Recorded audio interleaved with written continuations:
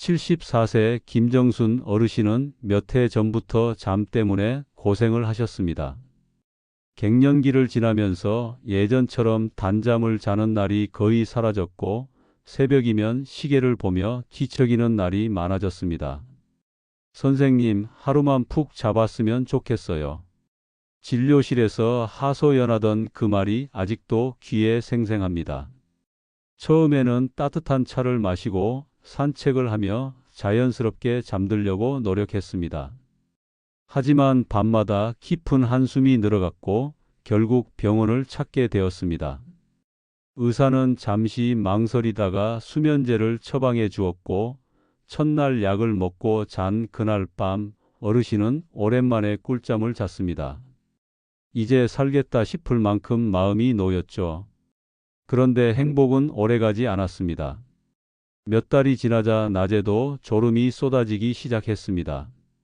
외출 중에 멍해질 때가 많고 버스를 타면 종점까지 졸며 지나칠 때도 있었습니다.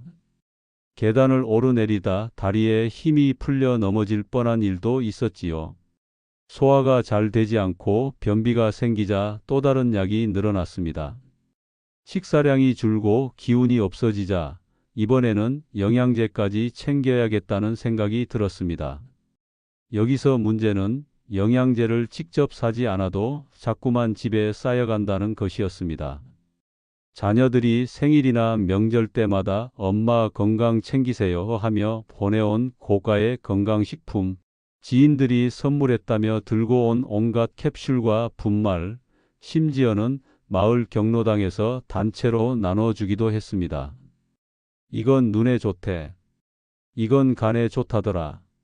성분이 무엇인지 어떻게 먹어야 하는지 제대로 알지 못해도 좋다니까 챙기다 보니 식탁 위에는 밥상보다 더 큰 약봉지와 영양제 통이 줄지어 놓였습니다. 하지만 정작 어르신의 몸은 점점 더 지쳐갔습니다. 가족들이 엄마, 요즘 왜 이렇게 깜빡해? 하고 걱정할 만큼 기억력 저하가 나타났습니다. 불면을 해결하려고 시작한 약과 건강을 지켜주리라 믿었던 영양제들이 오히려 어르신의 삶을 무너뜨리고 있던 것입니다. 남편은 한숨을 쉬며 당신 요즘은 눈빛이 예전 같지가 않아 라며 걱정을 감추지 못했습니다. 손주들도 할머니, 우리 이름 왜 자꾸 잊어? 라고 물을 때마다 어르신은 가슴이 철렁 내려앉았습니다. 결국 김 어르신은 휠체어에 몸을 싣고 다시 병원을 찾아왔습니다. 진료실 의자에 앉자마자 눈시울을 붉히며 이렇게 말씀하셨습니다. 내가 약에 잡아먹히고 있는 것 같아요. 도대체 어디서부터 잘못된 걸까요? 안녕하세요. 내과 전문의 손태영입니다. 진료실에서 하루에도 수많은 어르신들을 만나며 약이 문제를 해결하기는커녕 오히려 삶을 무너뜨리는 장면을 반복해서 목격합니다. 오늘은 김 어르신의 이야기처럼 약이 불러오는 악순환과 거기서 벗어나 다시 건강을 되찾는 방법을 함께 나누려 합니다. 여러분, 이 이야기가 낯설지 않으시죠? 처음엔 단 하나의 약이었을 뿐인데 시간이 지나면서 2알, 3알, 10알로 늘어나 결국 삶의 기운마저 앗아가는 경우가 적지 않습니다. 게다가 가족의 사랑으로 받은 영양제 선물이 때로는 오히려 짐이 되어 정작 중요한 약과 뒤섞여 버리기도 합니다. 그렇다고 절망할 필요는 없습니다. 오늘 영상에서 김 어르신의 사례처럼 약을 정리하면서 다시 회복의 길을 찾은 이야기를 전해드리겠습니다. 그리고 약이 어떻게 우리 몸을 지치게 만들고 왜 결국 더 많은 약을 부르게 되는지 그 악순환의 비밀도 풀어드리겠습니다. 무엇보다 중요한 건 약을 줄이고도 좋아질 수 있다는 희망입니다. 김 어르신은 약을 하나하나 정리하면서 다시 기운을 되찾고 마침내 스스로 걸어서 병원에 올 수 있었습니다. 여러분도 충분히 그렇게 되실 수 있습니다. 오늘 영상을 끝까지 보시면 약의 부작용과 다약제가 불러오는 위험, 그리고 어떻게 하면 약의 악순환을 끊고 내 몸을 지킬 수 있는지 실제 사례와 함께 확인하실 수 있습니다. 여러분의 건강 수명을 지키고 사랑하는 가족의 부담을 줄이는 첫걸음, 오늘 이 영상을 끝까지 보시는 것에서 시작됩니다. 건강한 100세 인생, 약이 아니라 생활 습관으로 만드는 법, 지금부터 저와 함께 시작해 보시죠. 구독과 좋아요, 알림 설정까지 해주시면 앞으로도 가장 필요한 건강 정보를 빠르게 받아보실 수 있습니다. 요즘은 텔레비전만 켜도 하루에도 수십 번씩 건강기능식품 광고가 나옵니다. 혈관 청소해준다. 간이 맑아진다. 하루 2알이면 면역력 완성. 이런 문구들은 듣기만 해도 혹할 수밖에 없습니다. 실제로 진료실에 오시는 어르신들께 여쭤보면 적어도 2~3가지 영양제는 기본으로 챙겨 드십니다. 많게는 20가지 이상을 동시에 드시는 분들도 계십니다. 약 봉지와 영양제 통을 가방에서 꺼내 놓으시면 마치 작은 약국을 옮겨 놓은 듯한 풍경이 펼쳐집니다. 그런데 여기서 문제는 정작 본인도 무슨 약인지 잘 모르고 계신다는 겁니다. 이건 딸이 사다 준 거고요. 이건 사위가 좋다 해서 먹고요. 이건 TV에서 유명 의사가 추천하길래 샀어요. 묻다 보면 누가 권해서 먹게 되었는지는 다 기억하시는데 정작 무슨 성분이고 어떤 효과가 있으며 부작용은 없는지는 아시는 분이 거의 없습니다. 특히 명절이나 생신이 다가오면 자녀들이 마음을 담아 건강식품을 보내드리는 경우가 많습니다. 엄마, 아버지 이거 드시고 오래 건강하세요. 그 정성은 정말 고맙고 뭉클합니다. 하지만 문제는 그 선물이 매년 명절마다 쌓이다 보니 집안 한쪽이 영양제 창고가 되어버린다는 겁니다. 홍삼, 루테인, 오메가3, 칼슘, 비타민제, 밀크시슬, 글루코사민. 종류는 다 다른데 막상 들여다보면 겹치는 성분이 많아 중복 섭취가 되는 경우가 많습니다. 어르신 한 분은 이렇게 말씀하셨습니다. 아까워서 안 먹을 수도 없고 그냥 챙기다 보니 하루에 알약이 20개가 넘어요. 건강을 챙기려는 마음이 오히려 몸을 더 무겁게 하는 짐이 되고 있던 것입니다. 여기서 꼭 짚고 넘어가야 할 점이 있습니다. 효과가 분명하다면 영양제는 의약품으로 분류되어야 합니다. 그런데 의약품이 아니라는 건 효과가 뚜렷하지 않다는 뜻이기도 합니다. 물론 특정 상황에서는 도움이 될 수 있습니다. 예를 들어 심한 빈혈 환자가 철분제를 복용하거나 햇볕을 거의 못 쬐는 분이 비타민 D 보충을 하는 경우는 실제 효과가 입증되어 있습니다. 하지만 무조건 먹으면 건강에 이롭다는 식의 기대는 위험합니다. 오히려 과잉 복용은 간과 신장에 부담을 줄 수 있고 특정 질환이나 약물과 상호작용을 일으켜 부작용을 만들 수도 있습니다. 대표적인 예가 항산화제입니다.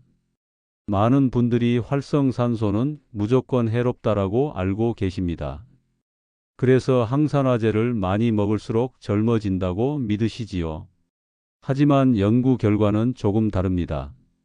적당한 활성산소는 오히려 고장난 세포를 정리하고 면역세포가 세균을 죽이는 무기로도 쓰입니다.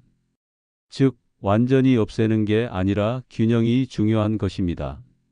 운동을 하면 숨이 차면서 몸에 적당한 활성산소가 생깁니다. 이 활성산소가 근육과 세포를 단련시키고 오히려 건강을 지켜줍니다. 그런데 고용량 비타민이나 항산화제를 무분별하게 섭취하면 이런 좋은 역할까지 막아버려 결과적으로 몸의 방어력이 약해질 수 있습니다.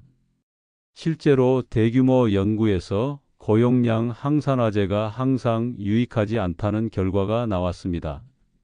흡연자를 대상으로 한 연구에서 베타카로틴 보충이 폐암 위험을 오히려 높일 수 있다는 신호가 관찰됐고, 수만 명이 참여한 시험에서 비타민 E 보충 후 전립선암 위험 증가가 보고되었습니다. 요지는 간단합니다. 항산화제는 딱 필요한 만큼만 음식으로 충분히 섭취되고 있다면 추가로 많이 먹는다고 더 젊어지지 않습니다. 콜라겐도 마찬가지입니다. 광고에서는 먹으면 피부가 탱탱해진다고 말하지만 실제로는 단백질이 아미노산으로 잘게 쪼개져 들어옵니다. 결국 달걀이나 고기를 먹는 것과 큰 차이가 없습니다. 간에 좋다고 알려진 실리마린 역시 임상시험에서 뚜렷한 효과가 입증되지 않았습니다. 미국과 한국의 연구 결과 모두 간 수치 개선에 유의미한 차이가 없었다는 결과가 나왔습니다.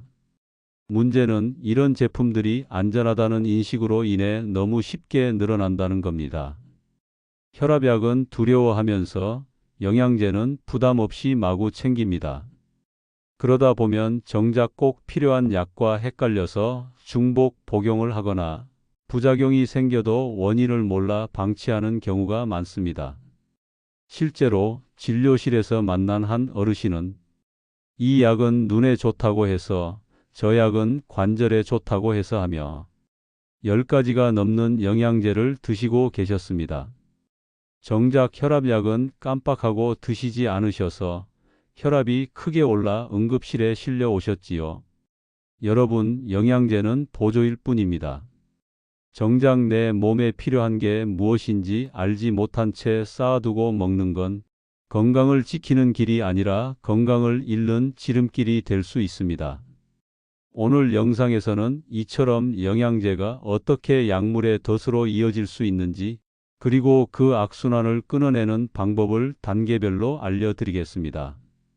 김정순 어르신의 사례처럼 약과 영양제를 정리하면서도 다시 기운을 되찾을 수 있다는 희망을 전해드릴 겁니다. 여러분 많이 들어보셨죠? 이건 피부에 좋다더라. 이건 관절이 좋아진대. 암 예방에도 효과가 있대. 주위에서 워낙 많이 듣다 보니 사실 깊이 따져보지도 않고 영양제를 집어들게 됩니다. 하지만 정말 그럴까요? 이제는 대표적인 3가지 영양제를 중심으로 우리가 잘못 알고 있는 진실을 짚어보겠습니다. 항산화제, 과연 만병통치약일까? 많은 분들이 항산화제를 활성산소 제거제라고 알고 계십니다. 활성산소가 세포를 망가뜨리고 피부를 늙게 하고 암까지 만든다는 말 때문입니다.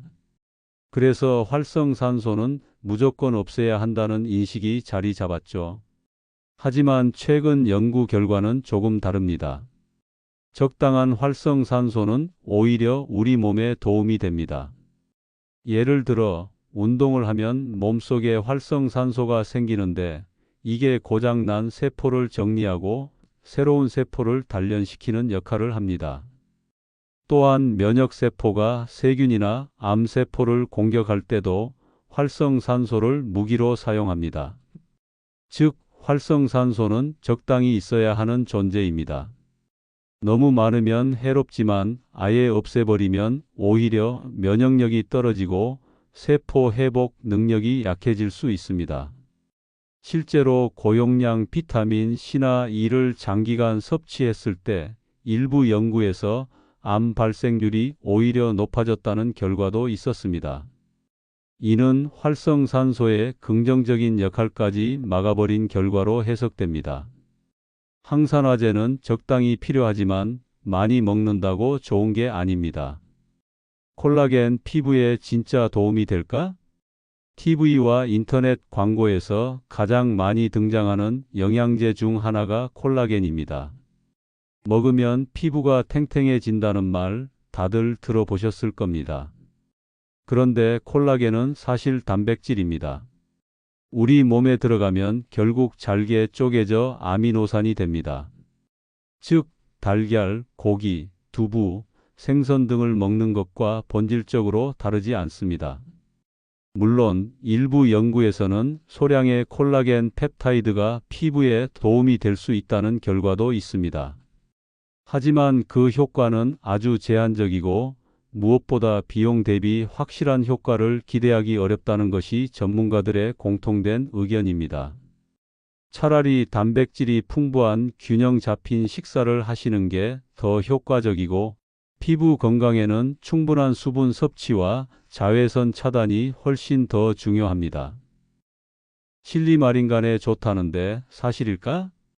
간 건강 보조제로 많이 팔리는 것이 바로 밀크시슬, 그 안에 주요 성분이 실리마린입니다.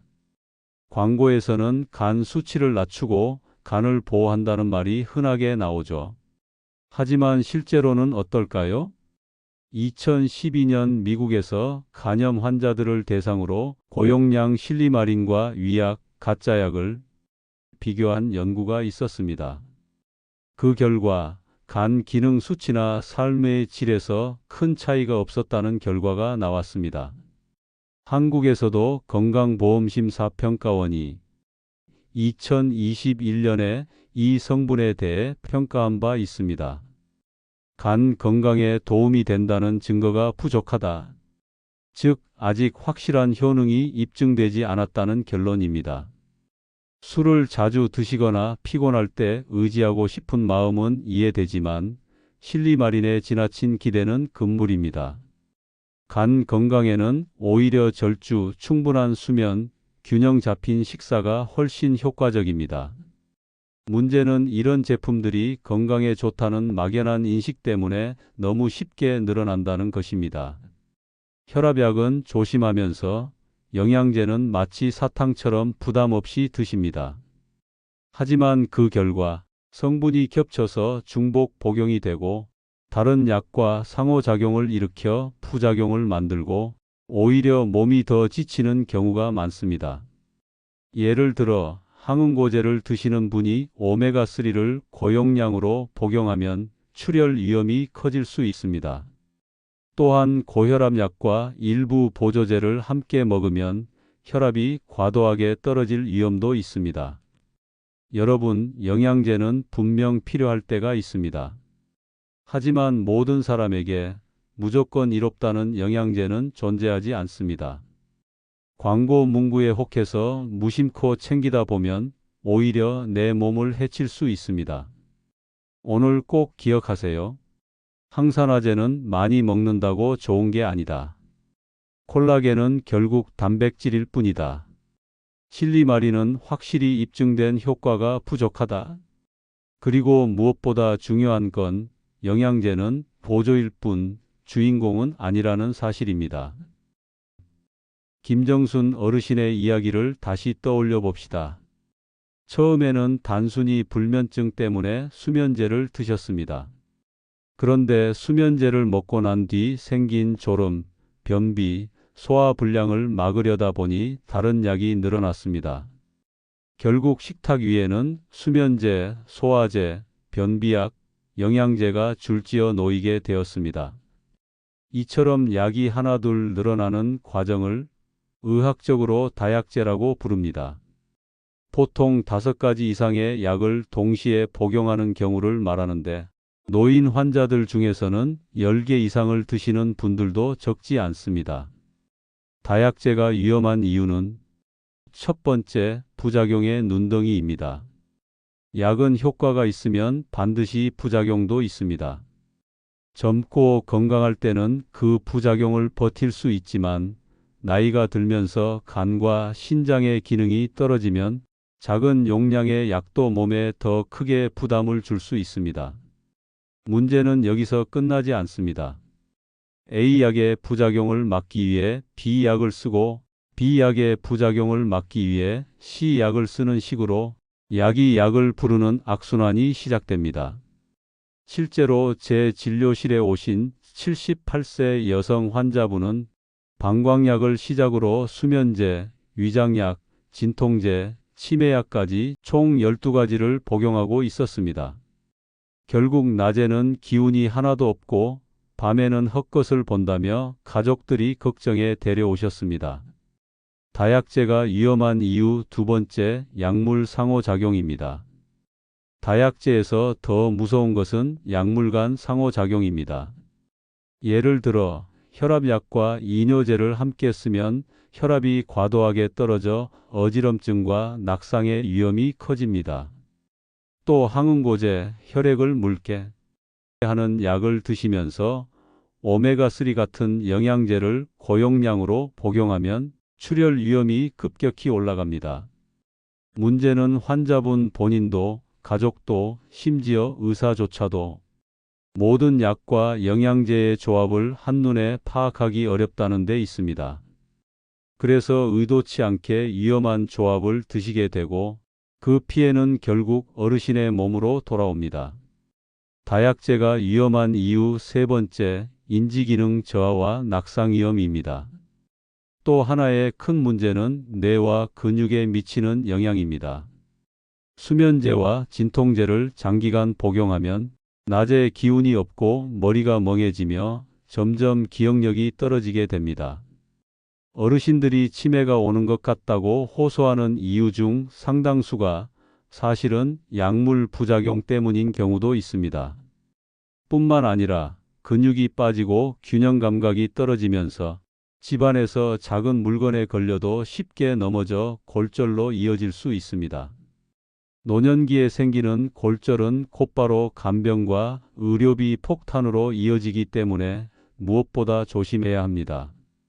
79세 이명진 어르신은 처음에는 단순히 위염약을 복용하기 시작했습니다. 하지만 속쓰림이 나아지지 않자 소화제를 추가하고 변비가 생겨 변비약을 드셨습니다. 거기에 관절 통증 때문에 진통제를 복용하셨고 잠이 오지 않아 수면제까지 처방받으셨습니다. 결국 약 봉지는 점점 두꺼워졌고 어느 날은 아침 식탁에서 밥보다 약이 더 많다며 가족들이 걱정하기 시작했습니다. 결정적인 사건은 화장실에서 일어났습니다. 밤에 일어나 화장실로 가다 현기증으로 넘어져 대퇴골 골절로 응급실에 실려온 것입니다.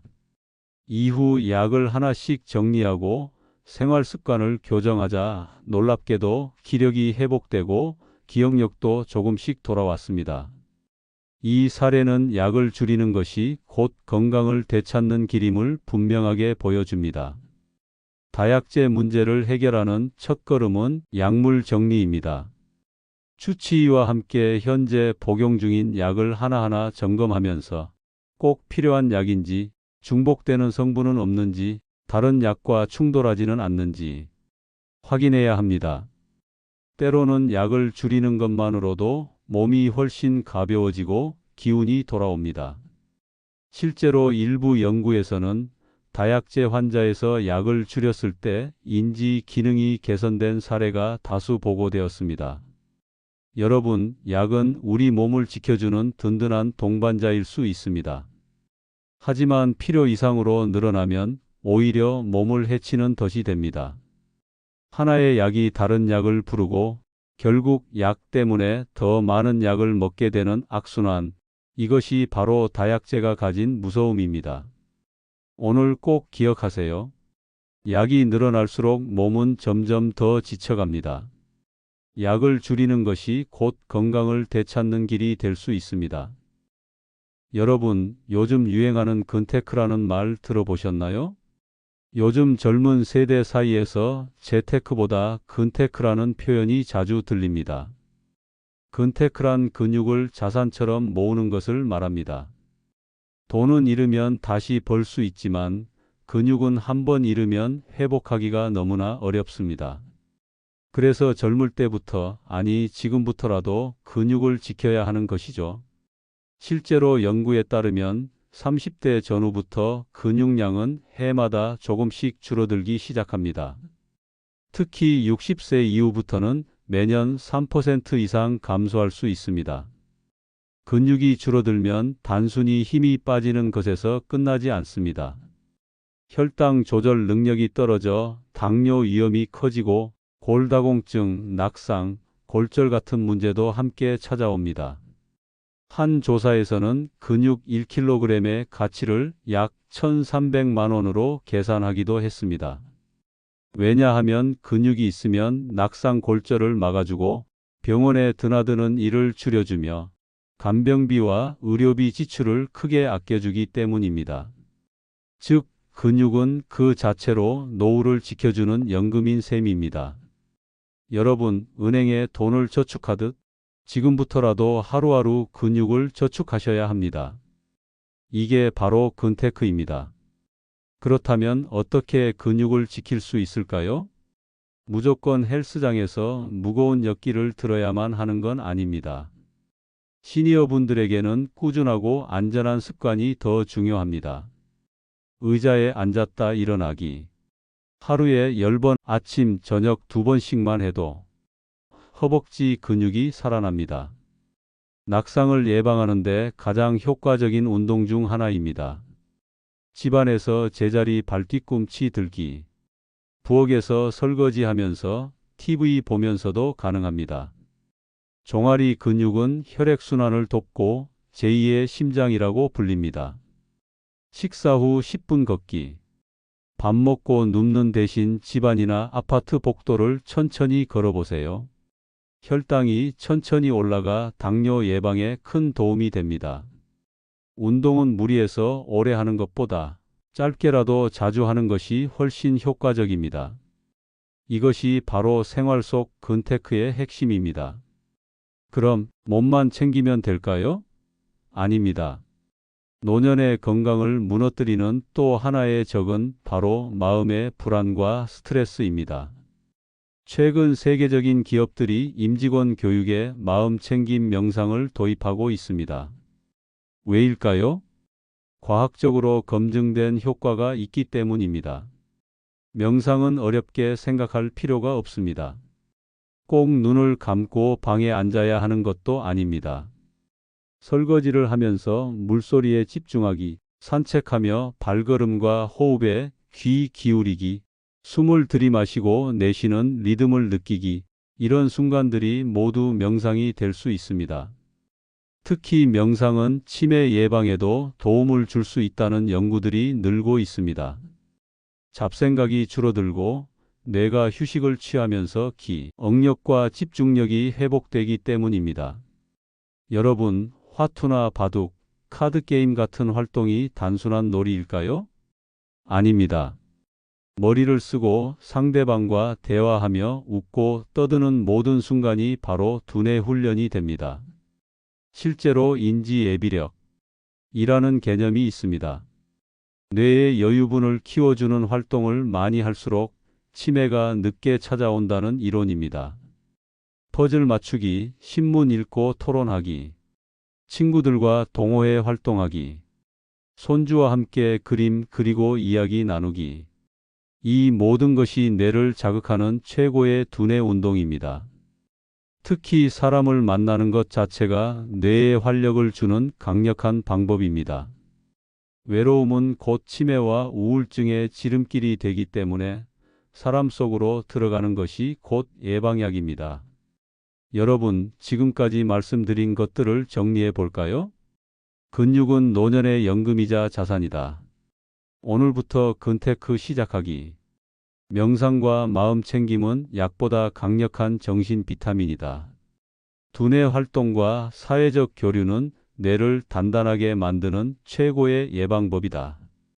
약은 필요할 때 도움이 되지만 습관은 평생 나를 지켜주는 최고의 약입니다.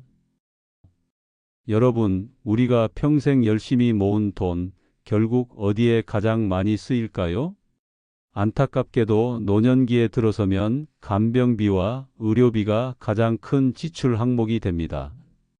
돈이 있어도 몸이 안 따라주니 결국 병원비로 다 쓰인다는 말, 이제는 농담이 아니라 현실입니다. 2010년대만 해도 간병비는 하루 7에서 9만 원 수준이었습니다. 하지만 최근에는 하루 15만 원에서 20만 원까지 올랐습니다. 만약 24시간 간병을 쓰게 된다면 한 달에 500만 원에서 600만 원이 순식간에 나갑니다. 여러분, 노년기에 한 달 500만 원의 고정 지출이 생긴다고 상상해 보세요. 연금이나 저축으로는 감당하기 어려운 수준입니다. 그래서 실제로 많은 가정에서 간병 파산, 심지어는 간병살인 같은 비극적인 사건까지 벌어지고 있습니다. 간병비만 문제가 아닙니다. 의료비도 해마다 늘어납니다. 2019년 기준 우리나라 65세 이상 어르신의 1인 평균 진료비는 연간 491만 원이었습니다. 부부 2인 기준으로 계산하면 거의 1천만 원입니다. 게다가 암과 같은 큰 병이 생기면 임종 직전 1년 동안만 의료비로 4천만 원 이상이 들어간다는 통계도 있습니다. 이쯤 되면 아무리 평생 저축을 많이 했다고 해도 건강을 지키지 못하면 결국 돈은 순식간에 사라진다는 사실을 알 수 있습니다. 여기서 중요한 개념이 있습니다. 단순히 몇 살까지 사느냐보다 건강하게 사는 기간, 건강수명이 훨씬 더 중요하다는 것입니다. 병상에 누워 보내는 5년은 사실상 나에게도 가족에게도 고통이 됩니다. 반대로 80세, 90세까지 스스로 걷고 밥을 먹고 대화를 나눌 수 있다면 그것이야말로 돈으로 살 수 없는 진짜 자산입니다. 돈은 모았다 쓰면 끝나지만 건강은 지키면 평생을 지탱해 준다. 이것이 바로 오늘 우리가 꼭 기억해야 할 메시지입니다. 이쯤에서 여러분께 꼭 드리고 싶은 말씀은 하나입니다. 예방이 곧 최고의 전략이라는 사실입니다. 수면제를 줄이고 생활 습관을 고치면 약값과 부작용 비용을 아낄 수 있습니다. 근테크로 근육을 지키면 낙상골절로 쓰게 될 수천만 원의 간병비를 줄일 수 있습니다. 마음 챙김과 명상으로 스트레스를 다스리면 정신과 진료비와 약물 의존도를 크게 줄일 수 있습니다. 작은 습관 하나가 결국은 수천만 원의 지출을 막아주는 것입니다. 81세 박영모 어르신은 퇴직 후 평생 모아둔 돈으로 노후는 걱정 없을 거라 생각하셨습니다. 하지만 70대 중반에 당뇨와 고혈압이 겹치면서 약값과 병원비가 눈덩이처럼 불어났습니다. 또 무릎 관절이 약해져 수술을 받으면서 재활 기간 동안 간병비로 수천만 원을 쓰셨습니다. 그때 어르신이 하신 말씀은 단순했습니다. 돈을 모으는 것보다 몸을 지키는 게 100배는 중요하구나. 이후 박 어르신은 병원비를 줄이기 위해 매일 꾸준히 걷고 근력 운동을 시작했습니다. 놀랍게도 1년이 지나자 혈당과 혈압이 안정되고 약의 개수가 절반으로 줄었습니다. 몸이 좋아지니 자연스레 병원비도 줄어들었습니다. 여러분, 노년의 삶에서 가장 큰 비용은 간병비와 의료비입니다. 그리고 그 비용을 줄이는 유일한 방법은 지금부터 건강을 지키는 것입니다. 간병비는 하루 수십만 원, 한 달 수백만 원에 달한다. 의료비는 연간 수백만 원, 큰 병이 생기면 수천만 원까지 올라간다. 하지만 생활 습관을 바꾸면 이 돈을 아끼고 무엇보다 삶의 질을 지킬 수 있다. 돈보다 값진 것은 건강입니다. 지금부터 내 몸을 지키는 습관을 쌓는 것이 자녀에게 줄 수 있는 가장 큰 유산이자 나에게 주는 최고의 선물입니다. 여러분, 오늘 함께한 이야기를 잠시 돌아보겠습니다. 처음에는 단 하나의 약이었습니다. 불면 때문에 시작한 수면제, 간에 좋다고 믿었던 영양제, 누군가 선물해 준 건강식품들. 그런데 어느새 식탁 위를 가득 채우고 내 몸을 점점 무겁게 만들었던 건 바로 그 약들이었습니다. 하지만 기억하세요. 약이 늘어나는 게 운명이 아닙니다. 약을 정리하고 생활 습관을 바꾸면 다시 회복의 길로 나아갈 수 있습니다.